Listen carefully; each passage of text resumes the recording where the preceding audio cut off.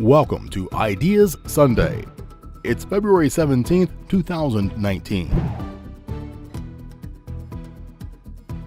A lengthy summit about the abuse issue that's shaking the foundations of the Roman Catholic Church convenes this next week. Right now, the major places where the denial exists is Eastern Europe, Africa, and Asia. We'll preview what could come from this with a local religion scholar. We'll learn of the 1800s effort to serve and protect Cleveland's aging African-American population. But to think that they were able to cobble together enough resources to get this started, to keep it maintained, to keep it going for nearly 123 years, pretty remarkable accomplishment. It's thriving and assisting people still today in a manner its founder and namesake could never have envisioned. And 50 years after this St. Edward's High School grad lost his life in Vietnam, his classmates gather to remember and honor James Witt. He would not ask anyone to do something he wouldn't do himself. Ideas Sunday is next. Brought to you by Westfield, offering insurance to protect what's yours, grow your business, and achieve your dreams.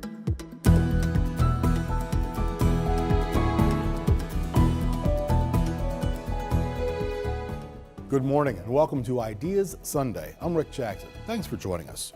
We begin this morning talking about the Roman Catholic Church, spiritual home to some 700,000 people here in Northeast Ohio. This Thursday, top church leaders, cardinals, and bishops from throughout the world will gather at the Vatican for a 4-day summit about an issue that continues to shake the institution and challenge the faith of individual Catholics. We're talking the sexual abuse of children by members of the clergy. Pope Francis called for the meeting, the first of its kind, following repeated revelations of abuse and cover-ups in the church. The problem is global. The Pope calls this gathering an opportunity to educate bishops, help them understand the depth of the problem, and consider how best to respond. The summit comes 6 months after a sweeping grand jury report in Pennsylvania detailed decades of abuse by more than 300 priests. Since then, other prosecutors in the U.S. have launched investigations, and dioceses throughout the country, including here in Cleveland, have released the names of clergy who they say have been credibly accused of abuse. To be clear, as news out of Texas about abuse within the Southern Baptist community last week shows, this problem is not confined to the Catholic Church.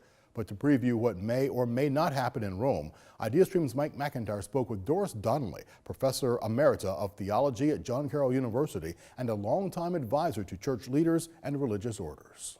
Various constituencies, various church leaders who will be gathering in Rome for 4 days have different understandings of what the stakes are. For some, it's there's no problem. For some, there's a problem, but we handled it. And for some, please let's get this over with. Let's settle this so it's no longer in the newspapers, it's no longer on TV, and let's move on. So he's gathering everybody together so that everybody understands where we are, especially those who think there's no problem. So there are those. So in the U.S., we've been talking about the problem for years. And it seems as though the bishops here acknowledge that there's a problem, that isn't an issue. But there are parts of this world where there's still denial, extreme denial, at the hierarchy levels of the church. Yes, indeed. And probably parts of the church that we don't even know about are in denial. Right now, the major places where the denial exists is Eastern Europe, Africa, and Asia, parts of those areas. And you're right about the United States. I wouldn't say we're ahead of the game on the issues, but at least we acknowledge what the issues are. So what are the realistic hopes coming out of this if some of those who are going into it are of the mind that the problem is not theirs, it's a first world problem, it's a U.S. problem, then do you expect there to be real progress? Well, this is a major concern right now because when this meeting was announced, we got wind of it because the bishops were gathered together for their meeting in Washington, D.C., and we're going to discuss this, and we're told, take it off the table, because the Pope is planning a meeting of the major conferences of bishops, so we're going to deal with it then. And the hope with that announcement was, great, this issue is going to come forth, and the issue is going to be, we're going to get policy, and we're going to have some solution in view. Well, now the Pope has ratcheted down the expectations of the meeting to say this is a global issue, we want globally everybody on board. So to answer your question, we'll see what happens, but this is not a 4-day conference that's going to elicit solutions. 4 days seems pretty short, and a lot of people have pointed to that as criticism, as the reasons why, essentially, as Tom Rees writes in the National Catholic Reporter, reasons why this will fail. Is 4 days enough? 4 days isn't enough for that, for what you just said, to come to solutions. That's really why we're getting a message from the Vatican. That's not why we're gathering.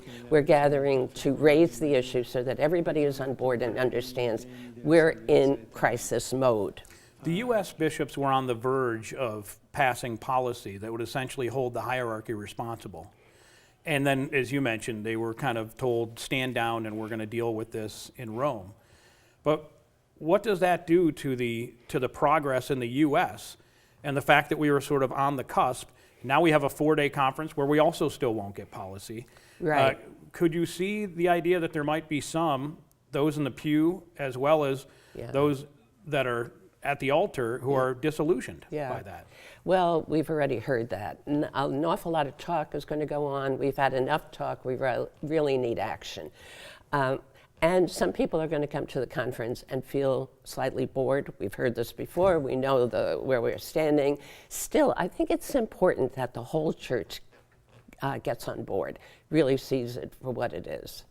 And can getting together and praying and acknowledging what has happened, and as the Pope suggested, talking to victims before the conference, can that get the world on the same page, or are we going to see the kinds of problems that you mentioned at the outset of our conversation? It is interesting that the victims are also going to speak at the conference. However, let's get back to your question a few minutes ago. I think the United States bishops are in a position to move ahead on their own. Yes, they won't have the decrees from the Vatican. The decree, or the statement of policy that we need from the Vatican right now is, what do you do when a bishop is convicted either of sexual misbehavior or covering up for others? What do you do? Because right now it's bishops in the United States who decide what is to be done. And that's sort of like not acceptable to most people. We need that kind of policy refined. That isn't going to happen with the bishops of the United States getting together. We need the Vatican to come and adjudicate that. But on other issues, issues of having everybody know what's happening in Cleveland, having everybody know what's happening in Peoria, LA, whatever else, that can be dealt with without the Vatican meeting. The Pope is a pastor. Yeah, exactly. Not a lawyer. Exactly. And so he wants everybody to get together and to heal and to pray and to acknowledge. But do we need the lawyers to step in? Do we need the policymakers? And how do you envision that happening as an outgrowth of this 4-day session? Well, the other thing they're getting together to do, in addition to praying and raising the issues, is they are gathering to repent. And that might be the place, the area, the venue for really highlighting how disastrous the situation is. He's called for a rite of repentance. He's called for acknowledging the sins that have gone on. So, yes, he is a pastor, but that might be the thing to do right now. No use coming to solutions if people don't see the problem. We'll have more from our interview with Doris Donnelly, including the latest revelations involving the abuse of nuns, later in the program. For our continuing coverage of Black History Month, this morning we share the remarkable story of a woman who started the oldest continually operating African-American founded long-term care facility in the United States. This isn't a recent accomplishment. The forerunner of what we now call Eliza Bryant Village opened on Cleveland's East Side in the late 1800s. Maybe you know of it, maybe not. But have you ever given thought to the name? Ever asked yourself, who was Eliza Simmons Bryant? There's actually not much known about Eliza Bryant's early history. Her mother, Polly Simmons, unlike many slaves at that time, had been voluntarily freed by her former master, who was also likely Eliza's biological father. Well, Eliza Bryant came up to Cleveland from North Carolina, her home in North Carolina, in the 1850s. She came up with her mother after having a good childhood down in that part of the country, but it started changing, and it wasn't as friendly toward African Americans at that time. And so there was this great migration, as you know, up to a number of cities in the north, and she and her mother were part of that migration. Polly came north with enough money from her master that she bought a house once reaching Northeast Ohio. Rare for any woman, extremely rare for a freed slave with her adult daughter.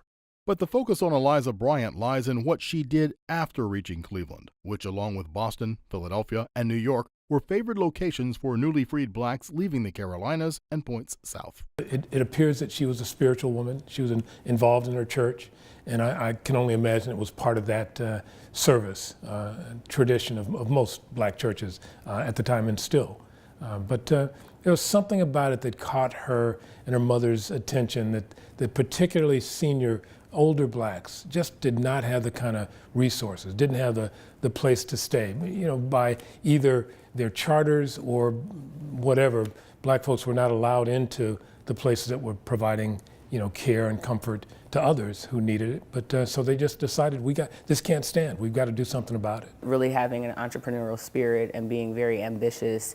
The stories that have been traveled down, I guess, through generations to us is that she went door knocking and really didn't take no for an answer, and took that same tenacity of what I'm sure it takes to travel from what you know as a home in North Carolina to relocate to somewhere like Cleveland and decide to take on an endeavor like this. Sidner is currently the Eliza Bryant Village Board of Trustees chair. The village, designed to care for African American seniors, being the offshoot of those first door-knocking collections by Bryant, Sarah Green, and Lethia Fleming, who later went on to serve on the first board of the Negro Welfare Association. One of the doors they knocked and received funding from, John D. Rockefeller of Standard Oil fame. So 122 years ago, longer than the United Way or the Cleveland Foundation have been assisting this city, Bryant spearheaded the creation and an 1897 opening of the Cleveland Home for Aged Colored People. Their first accomplishment was really providing a place to have quality care and just a place for people of color, and specifically black people, really to age in dignity. And I think that's what they provided, is a dignified place for people to receive the care and services that they literally were denied from other places. So what sprung from those early desires to help as many people as possible? This is now a 17-acre campus. It serves as a beacon to so many. They helped 1,200 people last year. Some actually live here. Others come for the health services. Many, though, simply had no place else to turn. We've got 158 skilled nursing beds. Then we also have 149 HUD-subsidized housing units. And in our adult day program, we provide not only daycare, but transportation, food service, something to give their families a break when they may need to get to work or get to some other, activity, just to keep the family together. It didn't happen all at once. Over the 2 decades following its opening, the home was twice relocated from its Giddings Street beginning to Osborne Street, and then in 1914 to 4807 Cedar Road. Each move allowed them to accommodate more seniors in more spacious quarters. The building on Cedar provided a 19-bed facility for aging blacks until 1967, by which time it had become the Eliza Bryant Home for the Aged and had expanded to include more needs of the community. What's really remarkable about that is the power of a determined set of women. She banded together with a small group of women, eventually known as the Lady Board of Managers. And it's really difficult for small businesses of any kind to survive, but to think that they were able to cobble together enough resources to get this started, to keep it maintained, often through some pretty lean years, and to keep it going for nearly 123 years. Pretty remarkable accomplishment. Another merger in '67 with the Dorcas Society, commemorated in these 100-year-old records still housed here, along with financial support from the A.M. McGregor Home, brought expansion to include 47 clients, which soon meant a 5th location was needed. It was then that the Huff site took shape. It was completed in 1985 at a cost of more than $5 million. By that time, the well-respected home had support from the Forest City Hospital Foundation, from the City of Cleveland, the federal government, and many others. More additions came in 1999, acquiring the Madonna Hall Nursing Home in 2003 at the city's behest, building an apartment building in 2008, and other renovations a year later that brought us to the current layout, including a dialysis center that opened in 2015. The village has had good rapport with Cleveland's mayors, and as the growth took shape just after the turn of this century, Cleveland floated a $5 million loan to the facility. More than $3 million was paid back until the city just 3 months ago voted to forgive the remaining $1.8 million balloon payment to end the agreement. Such was municipal respect for the work that goes on here. I think it shows the level of quality and also the significance that Liza Bryant Village plays from an employment standpoint. We employ a lot of people that come from, within 3 to 5 mile radius here in the city of Cleveland, and then making sure that we have high quality access for seniors for the variety of services that we provide. But again, in keeping and maintaining our presence here in the city is an important thing. And so we continue to appreciate their forgiveness of the loan so we can do the work that we want to do for seniors. Besides the employment of so many, there is a coterie of volunteers here, many who had family come through the village at some point, others who work here through their church connections. They work with the clients daily, something as difficult as therapy or as fun as a seated basketball game. Nicely done. And still, the work expands. Just weeks from now, the Liza Bryant Village will be opening an Elder Justice Center, assisting those who've been physically, emotionally, and financially abused. And we got some funding from the state's Victims of Crime Fund to be able to do that. And what we'll be able to do with that is to provide temporary respite for seniors who need to just get out of a dangerous situation. And we can then provide services for them here, but also connect them with other kind of supportive services to get them back into a safe environment. So we're really pleased to be able to continue to evolve the mission of the organization to be able to provide that kind of respite for people in need. The Elder Justice Center continues expansion of work that began more than 122 years ago when a group of compassionate women reached out to help, led by the young woman whose name this place bears and who is remembered this Black History Month as the catalyst for many services, allowing the disadvantaged to have care, consideration, and a higher quality of life. For most people, they don't think of a long-term care facility until they're in crisis and they have someone who's had a stroke and they're immediately in need of a situation. But come and learn about our history because it's an important part of Cleveland history. History that sprung from the tenacity of a woman her namesake village honors this Black History Month.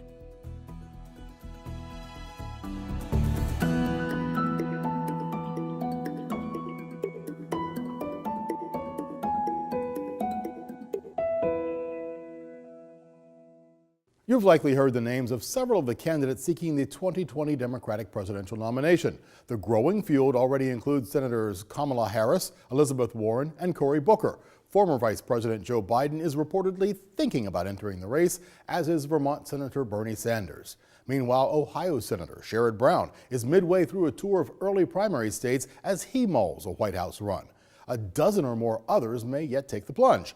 The list of possible candidates is large and diverse and includes a number of long shots like South Bend, Indiana Mayor Pete Buttigieg. At 37, Buttigieg is the youngest contender in the group and the first openly gay candidate to run for the presidency.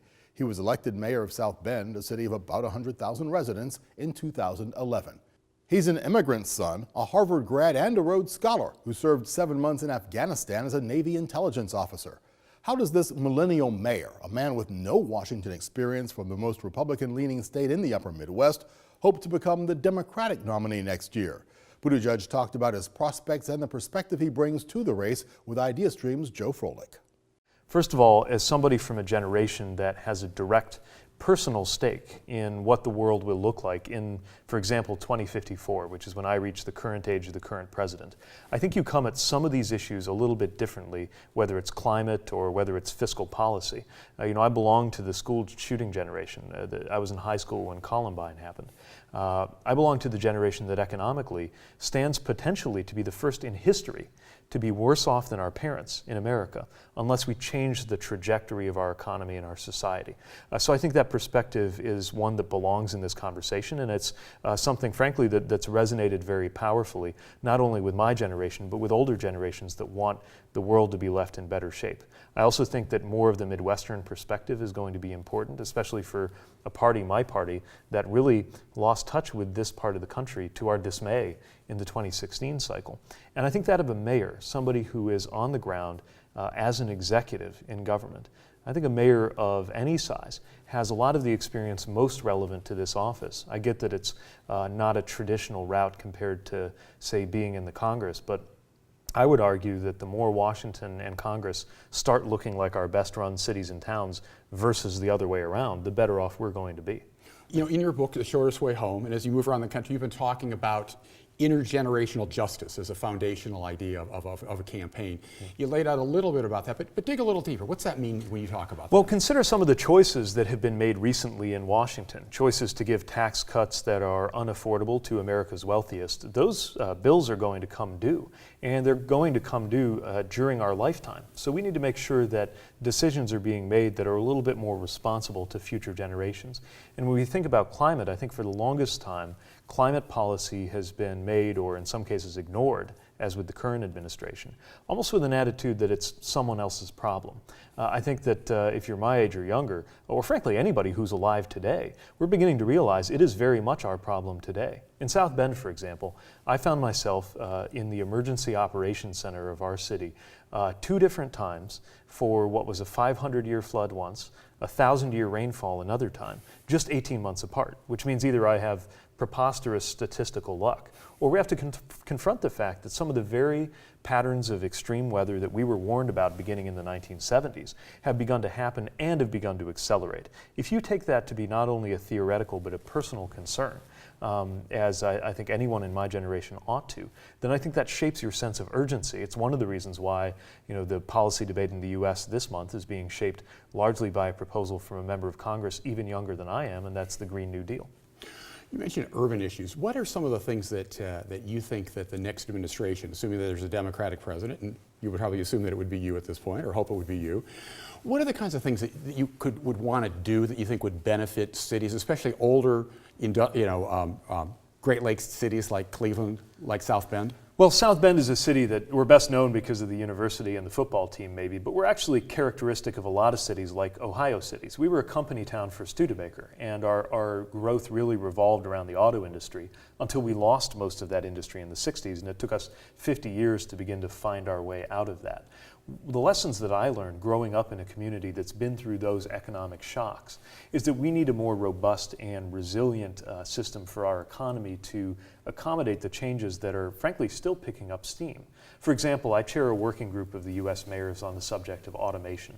Automation has totally changed not just our economy, but I think is beginning to change our society. And one of the biggest changes, especially relevant to the industrial Midwest, is that we're no longer able, for most of us, whether it's blue collar or white collar, we're far less likely to be able to rely on a lifelong relationship with a single employer, which is part of how we got not only our income, but our sense of community and identity and purpose.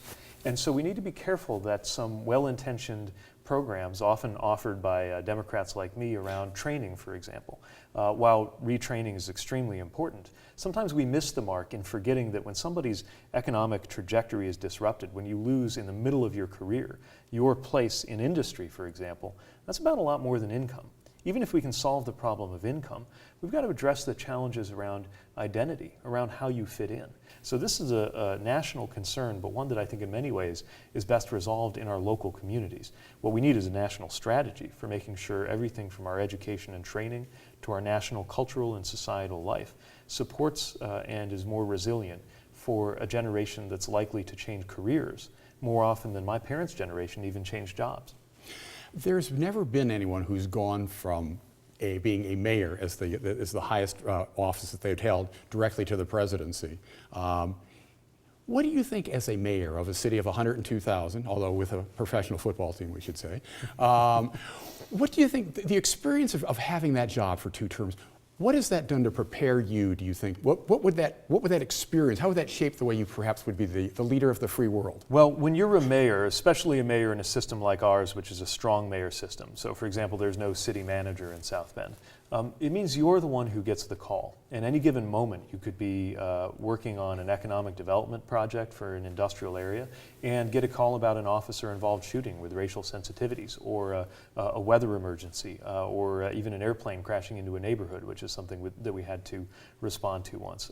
You are not only at that tactical level, helping to make sure that the city succeeds, but also at the symbolic and even moral level, doing the job that I think is also the most important part of the presidency, which is bringing people together and calling the nation to its highest values. So if we think of the Oval Office as having 3 core responsibilities: to capably run an administration, to pass and implement good policies, and then to bring people together and call them to their highest values, I actually can't think of a more relevant background for that than being a mayor of a city of any size. Don't get me wrong, I understand the audacity of offering myself up into this conversation from a position like that. On the other hand, there's something audacious, maybe even something a little bit obscene, about any mortal thinking that they could belong in that office. And yet, that's what each one of the 45 men who've had that job have been. Ordinary human beings, or maybe extraordinary in certain ways, but not superhuman. They've arrived with a certain background and a certain set of experiences. And while I know it's a little bit cheeky for me to say it as the youngest person in the conversation, I think experience is one of the main reasons I belong in this process. And I would add that as somebody who has deployed wartime experience, I would bring, not only more government and executive experience than, frankly, either the president or the vice president have today, in terms of years of executive government experience. But also I would bring the most military experience of anybody to walk into that job on their first day since George H.W. Bush. I was just about to ask you about the military background. What do you think that perspective, you were midway through your first term in office where you got called to active duty, sent to Afghanistan. What did that experience and how does that inform the way you approach your job and you approach this campaign and potentially being the president? Well, 3 things. First of all, when it comes to foreign policy, if you have had that experience of being sent to war on the orders of a U.S. president, I think you have an intimate understanding of how human lives are shaped by political decisions, and you don't take them lightly. I think right now, at a moment when we as a country need to figure out how to end endless war, at a moment when people who were not even alive on 9/11 are just about old enough to be deployed, we need to have that conversation, and I think the credibility of somebody who did have deployed wartime experience can help. Secondly is the fact that when I was deployed, and part of my responsibility was a lot of convoy and vehicle movements outside the wire, the people who got into my vehicle, they didn't care whether I was going home to a girlfriend or a boyfriend. They didn't care what country my father had emigrated from. The only thing they really cared about was whether I could do my job. And we learned to trust each other with our lives, even though we were very different people, different backgrounds, different races, different politics, and yet it brought us together.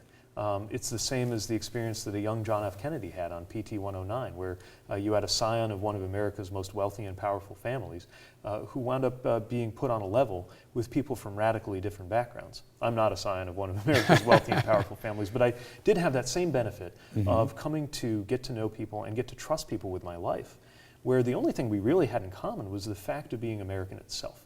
I think that we need more of that. And third, I think that military experience just positions me to have a richer understanding of the security challenges that we face as a country, which, by the way, include not only things like border security or military relationships or counterterrorism, which was my specialty as an intelligence officer, but also forms of security that, upsettingly, the other side of the aisle doesn't seem prepared to talk about at all, whether we're talking about climate security or cyber security and how that in turn relates to election security. 21st century security has a lot more to it than the sorts of things you can resolve by putting up a fence or a wall. You made a reference a couple moments ago to identity politics, and that's certainly a big issue in Democrats and certainly in the discussion post-2016. You're the first openly gay candidate to seek the presidency, would be certainly the first openly gay president. How much does that identity, that otherness, how does that affect the way you approach this race and the way you kind of look at public service? For one thing, it's another example of why I never forget why politics matters, why we even have politics, which is the impact that it can have on everyday life. Because the most important thing in my everyday life, which is my marriage, is something that only exists by the grace of a single vote on the U.S. Supreme Court. And I think we need more of that kind of ground level awareness in politics, that every decision that's made in Washington matters, not because of how it moves somebody up or down or its implications for the power dynamics in the halls of Congress, but because real lives in places like Cuyahoga County or South Bend or anywhere else, real lives go differently. And I think when you've had that experience of having one of the most intimate things in your life shaped by other people's decisions, people in power, I think that really gives you a better understanding. But the other thing is, frankly, for all the otherness of it, there's also a sameness of it. You know, my marriage is probably the most normal thing in my life. And you know, being married to an educator and somebody who keeps me down to earth, who doesn't care how good I looked on TV if I didn't do the dishes, really helps ground me, and I think it's made me a better person. It's made me a better mayor. The demographics would suggest that you are an unlikely nominee. You wouldn't be the youngest nominee in history, because William Jennings Bryan was 36, but you would be the youngest president if you were elected. Obviously, we mentioned that you're openly gay. You'd be one of the mayor is the most hot senior political job you've held up until now. You're from Indiana, which is most people don't think of as a Democratic hotbed. What's the realistic path for you? And you'd be running against right now in the primaries against a lot of people who have, again, these sort of classic resumes. Yeah. Even another former mayor like Cory Booker. Well, he spent time in the Senate now, so he can talk about all those sorts of things. What's the realistic path for you to become the nominee of the Democratic Party? I'm just not sure this is a time when having a conventional background or lots of Washington time under your belt is really going to help. There are certainly some features of potential candidacy for me that would be unusual, but is it really any more exotic to have the youngest president in American history than it is to have the oldest, which we have right now? It's certainly far less exotic to have a war veteran who's a mayor of a city in the Midwest as president than a reality television star who's never served in uniform or in government for a day in his life. So this is a season for unconventional candidacies, but I would argue I'm certainly more in line with the American political tradition than some of what we've been seeing lately. As far as the competitive field, I think, first of all, it's meaningful that with all of these extremely famous and established people in the race, no one has been able to command a decisive majority or even draw it into a contest of 2 or 3 kind of titans that everybody has to align themselves around. Many polls recently have suggested that the top choice of voters is a category called someone entirely new. And I'm nothing if not someone entirely new on the national scene. You're watching Ideas Sunday. Thanks for spending part of your morning with us. Still to come, as the Pope calls for the world's top bishops to convene following continuing revelations of sexual abuse within the Catholic Church, can the faithful, the people in the pews, be part of the solution? We'll have more from our interview with Doris Donnelly. But first, if you visit the Vietnam Veterans Memorial in Washington, D.C., look on panel 32W, line 35. There you'll see the name James Patrick Witt. The oldest of 6 kids, Jim graduated in 1965 from St. Edward High School in Lakewood. Less than 4 years later, on February 14, 1969, Lieutenant Witt lost his life while serving with the Marine Corps in Vietnam. 50 years after his death, his family, former classmates, fellow Marines, and the girlfriend he wrote to religiously gathered to honor Jim Witt and his ultimate sacrifice. Mike McIntyre, himself a St. Ed's grad, attended this special memorial. On Valentine's Day 1969, U.S. Marine Corps Lieutenant James Patrick Witt was shot and killed in close combat as his foot patrol came upon an enemy camp in Vietnam. He was 21. 2 days later, 2 men in uniform approached the door of his family home in Fairview Park. Bob Witt, Jim's brother, was 13 at the time. So 2 soldiers came to the door on a Sunday morning, and I told my dad, "Dad, there's 2," and he was sleeping. "There's 2," and I got about that far. He leaped out of bed, ran downstairs, and I stayed upstairs, and I heard his howling. But the interesting thing also was, I'm looking out my 2nd floor window, and I see my mom come back from Mass, and I'm thinking, Mom, don't come in the house. Don't come in the house. Your life is never going to be the same. Life never was the same for Witt's parents, who died too young, or for his 5 younger siblings. It wasn't the same for his neighbors, his classmates from St. Edward High School, class of 1965, or for his high school sweetheart, Donna Hill. We dated when I was a junior at Fairview High School. Jim was a senior at St. Edward, and we dated till the day he died in Vietnam. Your thought was that he would come home, you'd be married one day? Oh, absolutely. When you're that young, you're immortal, you know. Things like that don't happen to you, it happens to somebody else. And 50 years later, you're remembering him. You never forgot. Oh, absolutely not. And I loved his family, too. He was leading a platoon of men searching for the enemy when he was killed. They came upon a base camp, and the fighting was fast and furious. He would not ask anyone to do something he wouldn't do himself. He was a second lieutenant? Second lieutenant of a platoon of 30 Marines. And I've talked to some Marines that said he led from the front. And an officer probably shouldn't lead from the front. Didn't have to, but he didn't have to. But he would not ask anyone to do something he wouldn't do. So that's where that came from. When Jim was buried at Holy Cross Cemetery, the flag from his coffin was given to the family. Bob has kept it all these years wrapped in plastic. Thursday, on the 50th anniversary of Jim's death, it was unfurled and hoisted on a flagpole in front of Fairview Park City Hall. The event was part of a 50th anniversary memorial organized by his friend Jim Redman and other classmates from St. Edward. Fellow Marines, including his commanding officer, spoke, as did family members and friends, including Bob Walter, his high school football teammate who roomed with Witt for a year at Miami University. He remembered first meeting Jim Witt on day one of football practice in August 1964. That August day was the beginning of what we thought was a lifelong friendship. Unfortunately, none of us knew that Jim's life was going to be much too short. Next to the field, now used for high school practices, is a plaque honoring Witt, which his brother, also a St. Edward graduate, visited this week. Barb Cicerci, Jim's sister, said she couldn't believe how many people came to honor her brother so many years later. I am overwhelmed by the support, the love, just showing up from all over America. I'm really overwhelmed by this because we thought, oh, maybe, 10 or 20 people. It would be nice. And my family, so many people from St. Ed's, from his alma mater, from the Marines, men that fought with him that were there when he died. And that is really special that they would take the time and talk to us and share their experience. It was a time for remembering her brother's sacrifice, but also for remembering who he was. He was a good man, and I want to say that because I remember him as a man. But as a kid, he was the three of us, the three oldest. There's 6 children total, but he was the oldest of, our section of 3. And we had a blast together. He was fun-loving, easy to get along with. He made friends very easily. Mischievous, got into, did some egg throwing in his high school years and all that. He used to hitchhike to St. Ed's from Fairview Park, which we thought was really, out there. But he really did a lot first for us. He got his own car, taught my sister and I how to drive. So I remember the human side.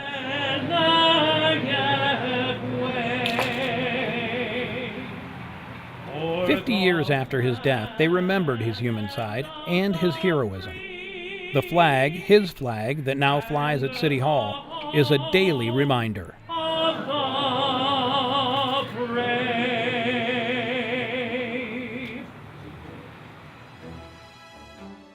You can read more about James Witt in Mike McIntyre's tip-off column in The Plain Dealer and online at cleveland.com. I don't think it would have mattered who was on the ballot. They've done the research. We're trying to get the truth so the public knows what's happening. Willoughby South High School graduate Kareem Hunt quickly found success in the NFL after being drafted in the 3rd round by the Kansas City Chiefs in 2017. The running back from the University of Toledo led the league in rushing that year, just the 6th rookie to do so in the Super Bowl era. But last November, Hunt was released by the Chiefs after a video surfaced of him kicking a woman in a Cleveland hotel hallway. The incident happened in February and wasn't Hunt's only run-in with the law. Now, he has another chance. The Browns this week signed Hunt, bringing him back home in a controversial move that generated a fair amount of heat on social media. We talked about Browns general manager John Dorsey's relationship with Hunt and how that influenced the decision to sign him Friday on 90.3 WCPN during the Sound of Ideas Reporters Roundtable. Well, and look, to frame this conversation, you really have to think about what that video shows. I mean, he's pushing her, he's hitting her, and there's a point in the video where she's hurt enough where she tries to stand up and can't. She drops back down, and that's when he kicks her. I mean, this is ugly stuff. And when the Browns announced they were doing this, it really took everybody by surprise. One, they don't need him, and even if they did, it doesn't justify it. But they have a great running back, rookie last year. What are they thinking? I mean, this is, Dee Haslam is on the NFL's domestic violence committee. It's just for a team that has so much momentum and so much goodwill. Why do this? Because it has had what you would expect as a reaction. Why are you doing this? Why are you giving him a safe haven? They're saying, we have zero tolerance for anything else, and we know he's getting treatment, and their general manager has the relationship with him from Kansas City, but it's still a surprise. Yeah, many people have jumped to the larger question of what this says about the NFL's willingness to support people who are accused of domestic violence or accused of abuse in this case. And it really does, Karen, it really does turn people's attention away from football and toward the NFL's larger picture. Well, and I've heard some questions about the idea that the NFL, that we're not holding athletes to the same standards now that we're holding politicians and business leaders and even entertainers when it comes to violence towards women and the whole Me Too movement. So it really does feel like a bit of a double standard here, that if you're an athlete, it's that way, and then of course the whole question about what's worse. Is it worse to be caught on video committing this kind of violence, or to kneel during the national anthem? And that's a real question when you start thinking about how Colin Kaepernick is still not employed at an NFL by an NFL team. But I'm thinking back to when we had the whole discussion about Ohio State football and Zach Smith, the former coach, the former assistant coach who was let go with allegations of domestic violence against his wife, and there was a whole report. And this is exactly the kind of thing that I was talking about then, is the idea of having people around young men as they are getting prepared to go into the NFL and having them be role models and making sure that they treat women and really everybody with respect and decency. And this is the kind of thing that I think colleges really need to be looking at in the wake of Zach Smith and what happened there. And there was a lot of outcry for what Urban Meyer suffered in terms of a punishment. Well, this is why it's important. And Nick, to get back to the whole idea of a young person, and he is only 23, Kareem Hunt's family, though, has a history of domestic violence issues, and some people are saying, well, he was never trained up the right way. Yeah, I don't know a lot about the specifics of this case, but to Karen's point, there's that question of, are you taught by your teachers, the right way to behave, or do you look to your teachers as folks who can get you out of trouble when you get in a bind? Well, and there is a long history of people who do it again. I mean, it's why we're talking about Aisha's Law. He's probably not going to play for at least the first half of the season because he has a suspension waiting for him based on what it showed. But it seems like this is a calculation by the Browns. There's much more Ohio politics and news to come. Immediately after this program, stay with WVIZ PBS for The State of Ohio with Karen Kassler. This week, Karen sits down with Ohio House Speaker Larry Householder, who's back for a second round running in the lower chamber of the General Assembly. Householder represents Perry County, where the DeRolf suit challenging how Ohio funds its public schools first originated. Here's a taste of what he told Karen about that perennial issue. Let's go back to 2001. In the first 100 days of my speakership, I put together an informal working group back then, and we came up with a plan that the Coalition of Equity and Adequacy, the school funding lawsuit folks, that's exactly right, signed off on. And we passed that out of the House. It was the Senate and the governor that put the stomp to it. And even then, what we were able to negotiate in conference committee was much, much better than the school funding plan that we had in the past. Now, segue to today. What's happened over that period since I left the legislature in 2004 to today is that funding formula has dwarfed into what it was before. It's a lot of Band-Aids, and it's just people keep trying to monkey with the formula in order for their school to do better. Well, every time you monkey with it for your school to do better, you've caused damage to 6 or 7 or 8 or even more schools in other areas of the state of Ohio. We have this huge mess now that's called a school funding formula. No one understands it, Anyone that says that they understand it perfectly, I would question. And what we need is a simpler form, a simpler plan that people can understand, and that it's something that takes care of the needs for Ohio school children. We continue now with our focus on this week's meeting in Rome to discuss sexual abuse by Catholic clergy. The heads of more than 100 national bishops' conferences have been summoned to a meeting which begins Thursday. While the summit focuses on the protection of minors, allegations of sexual abuse against nuns by male clergy have also gained attention. For the first time this month, Pope Francis acknowledged the issue as a continuing and grave problem within the church. Mike McIntyre asked theologian Doris Donnelly about a case in Kerala, India, where a nun says she was raped more than a dozen times by a bishop, and if this topic might arise during this week's gathering at the Vatican. A bombshell. Total bombshell. We've known this is going on. I've heard stories about this for the last 30 years. But to have this nun come forward as she did, and to have her go to, what was it, 10 or 12 members of the hierarchy telling her story, getting no answers at all, and then having the witnesses or the corroboration from other sisters who protested visibly that this woman, in fact, had been raped. Where is this issue? Well, definitely on a back burner right now. It's acknowledged as an issue by the Pope himself.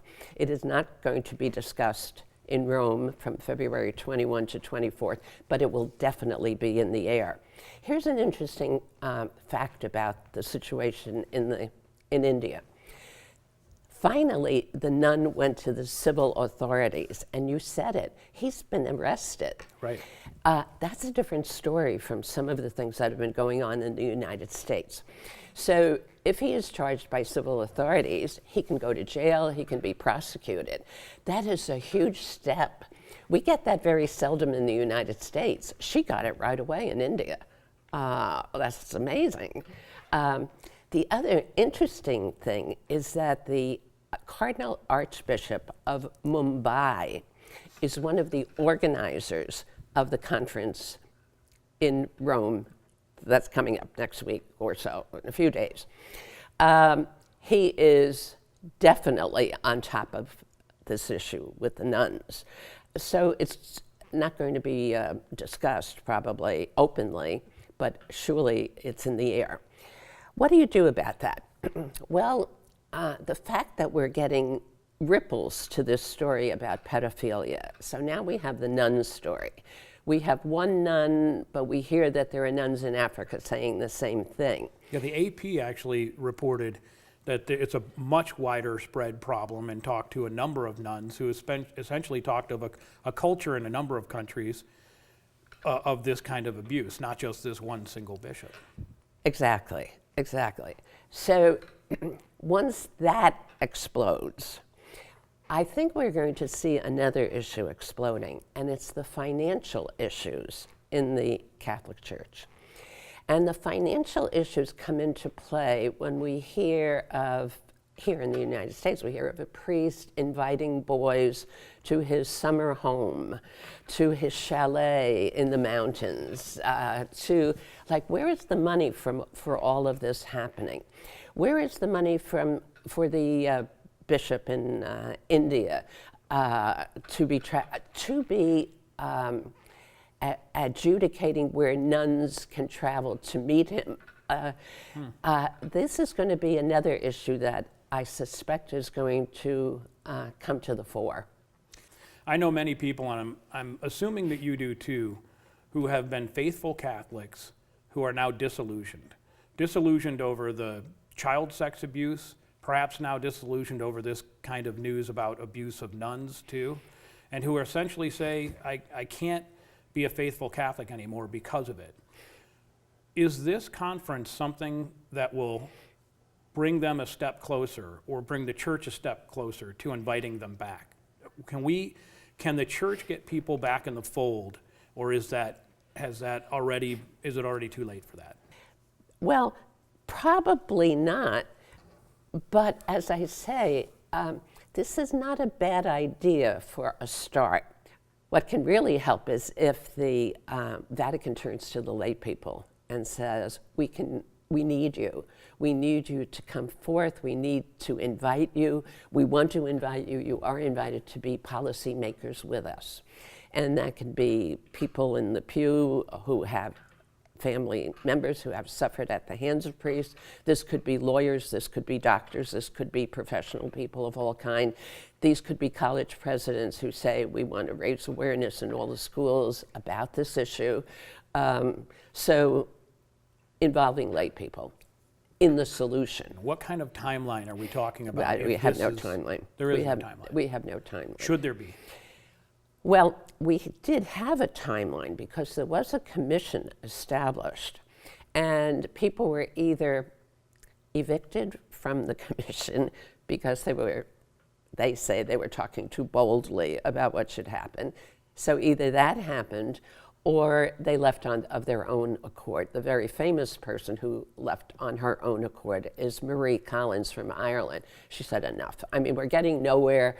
We're back to square one every time we meet, and they don't want to know the truth, and the Pope isn't really involved. He doesn't come to our meetings, blah, blah, blah, yada, yada. You mentioned the Pope wasn't attending those meetings. On this 4-day conference, he plans to be there from front to finish, according to the Vatican. How important is that?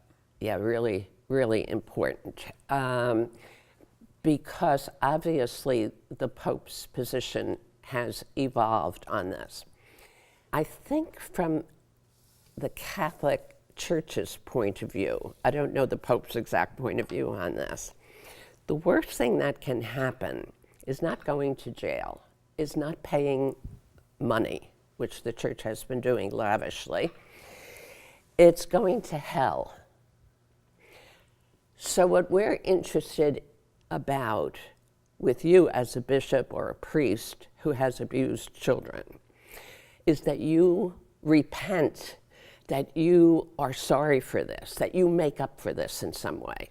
You're talking about the transgressor, and I could say, I really don't care what happens to the soul of the transgressor. What I want is to make sure that my child, who is in a Catholic school or church, is not abused by those who are in power. So is the Church looking at the right thing when we're talking about saving the soul of somebody who's committed a sin, or protecting those who are innocent? And where does that transition? Well, obviously, that transition precisely that you're talking about. First of all, the cover-up has been worse than the sin, some people say.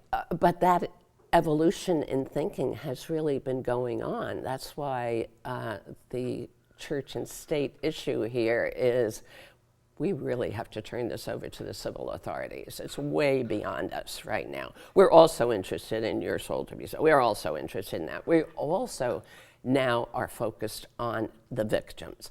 Now the Pope is seeing the picture a little differently. You might say, you've got to be kidding. He's the Pope. Didn't he see this? Well, he just didn't. But he's pulled up to attention right now that it is both and. What he can do quickly to the offenders and what he has to yield to the civil authorities.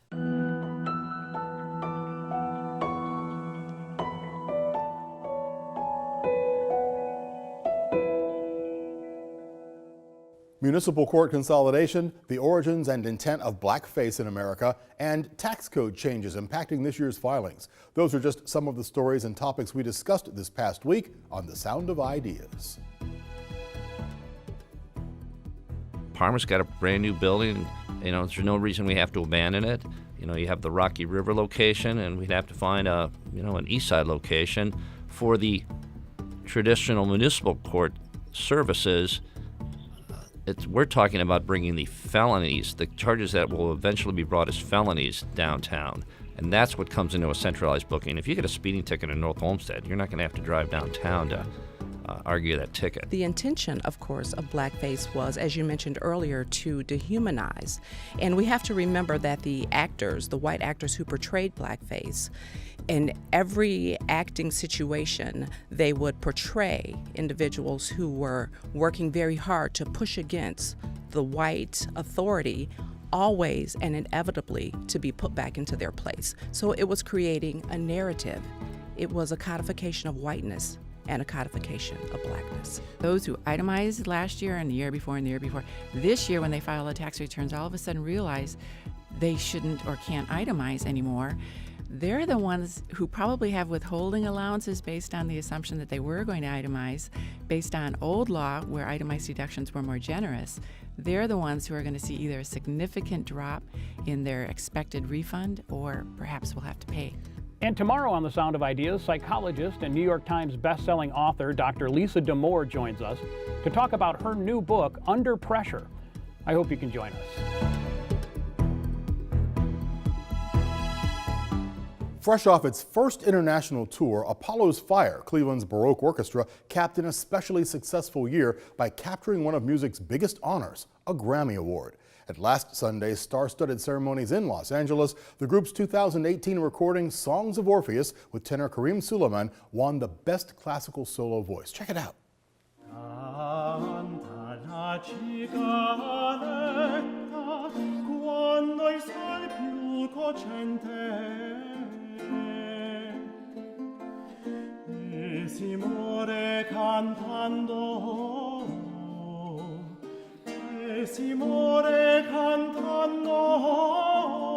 e non lo sente, e si muore cantando e non lo sente. Good stuff. Apollo's Fire was founded in 1992 by the award-winning harpsichordist and conductor Jeanette Sorrell, and we've lost count how many times they've been on our air. Congratulations. That's going to do it for us for this morning. Up next, the state of Ohio with Karen Kassler. Thank you so much for watching today. I'm Rick Jackson. We'll see you back here Friday night with more great ideas.